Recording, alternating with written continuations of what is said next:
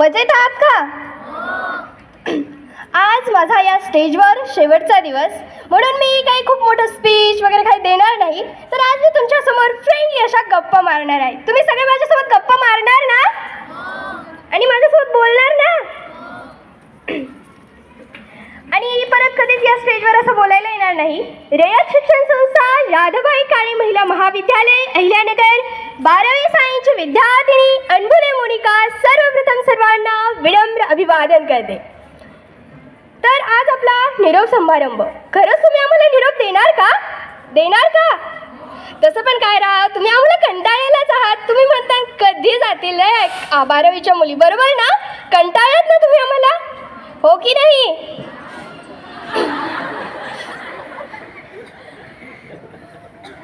आयुष्य खूप सुंदर आहे, पण सगळे दिवस हे सारखे नसतात. 10वी संपली आणि गावाला कंटाळलेली ही सगळी पाखरे नगरची हवा घ्यायला या RKMM कॉलेजमध्ये आली, बरोबर आहे ना?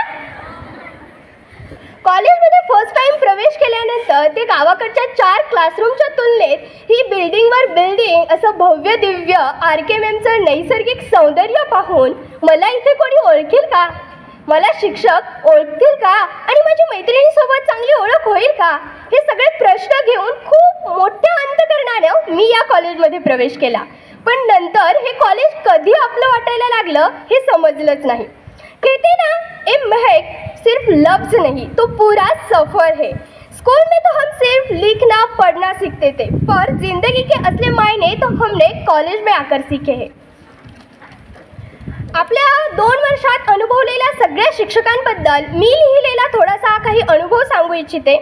एखादी आजारी मुलीबद्दल आणि त्यांचा तो हळवीपणा आणि एक संपूर्ण महिन्याचं आणि दिवसाचं प्लॅनिंग करून शिकवणाऱ्या आपल्या जगताप मॅडम गुळवे सरांचं ए बाळांनो करत त्या अवघड फिजिक्सला सोपं करणं असो, प्रॅक्टिकलचे इन्स्ट्रुमेंट हाताळताना प्रॅक्टिकल घेणाऱ्या आपल्या मांडगे मॅम आणि शिंदे मॅम, नागपुरे मॅमची प्रत्येक वेळेची ती क्यूटशी स्माईल आणि काजे सरांचं मॅथचं इंटिग्रेशन आणि डिफरन्शिएशन समजलं असो की नसो, पण वेळेचं महत्त्व हे नक्कीच समजलं.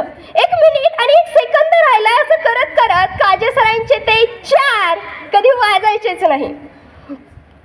बोला करत बोलायला शिकवणाऱ्या मोनिका मॅडम आणि बायोचा फर्स्ट चॅप्टर अगदी स्पीचसारखा तोंडपाठ करून घेणाऱ्या रोखले मॅडम, गर्जा महाराष्ट्र, अनबुले, कवी ना भुले आणि मोने असं करत आवाज देणारे, प्रत्येक गोष्टीवर जोक्स मारणारे, जेवायला जाताना बाय मी कसे झिंगाट पळाले आणि येताना कसं बाय मी डुलत आले असं करत बोलणारे, आपले संपूर्ण बायोचा राष्ट्रीय कार्यक्रम संपवणारे #पतंगे सर.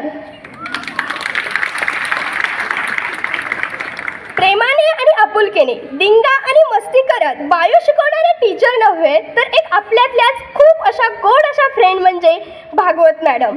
ऑर्गॅनिक केमिस्ट्रीची कहाणी सांगणाऱ्या शेके मॅडम, करारे असं करत करत आणि परिस्थितीची जाणीव करून केमिस्ट्री तळमळीने शिकवणाऱ्या केमिस्ट्रीच्या मॅडम, त्यांचे ते ऑर्गॅनिक केमिस्ट्रीचे कंपाऊंड आता स्वप्नात सुद्धा आठवतात अशा त्या बाचकर मॅडम. त्याचबरोबर समजलं की परत सांगू असं करत शिकवणारे आपले ते उंडे सर. त्याचबरोबर केमिस्ट्री अत्यंत उत्तम पद्धतीने शिकवणाऱ्या सावळे मॅडम, त्यांची ती अशी क्यूट अशी स्माईल घेऊन आणि कोणत्याच गोष्टीला नाही न म्हणणाऱ्या, लेक्चर तर लेक्चर आणि प्रोग्राम तर प्रोग्राम असं करत शिकवणाऱ्या त्या ITच्या शिंदे मॅडम.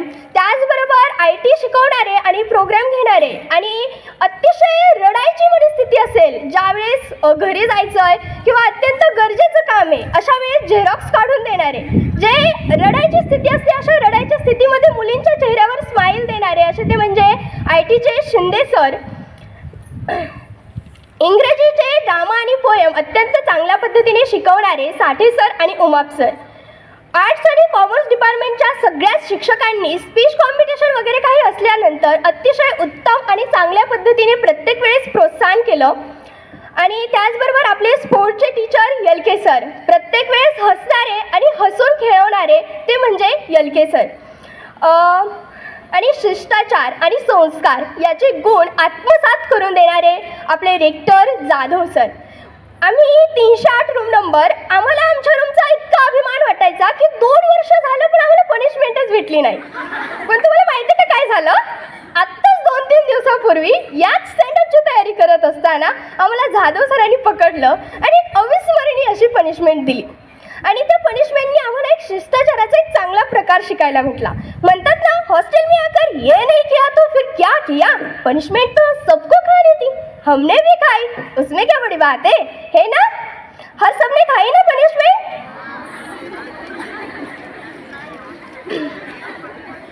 बोलता बोलता जर चुकून एखादे शिक्षक राहिले असतील तर सगळ्या शिक्षकांबद्दल मी थोडंसं आणखी एक मनोगत व्यक्त करू इच्छिते. डियर टीचर्स, हम चाहते तो थे कि आपकी डांट सुनने को ना मिले, पर यह नहीं चाहते थे कि आपकी डांट हमेशा के लिए ना सुनने को मिले.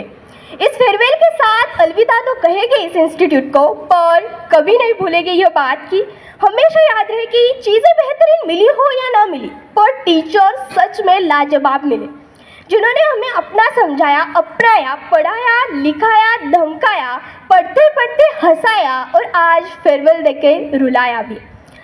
आप टीचर लोगों के लिए शब्द नहीं दिल में रिस्पेक्ट है, हमेशा रहेगी. सर, अगर ज़िंदगी में स्टूडेंट लाइफ की बात की जाएगी तो सबसे पहले आप लोगों की बात की जाएगी.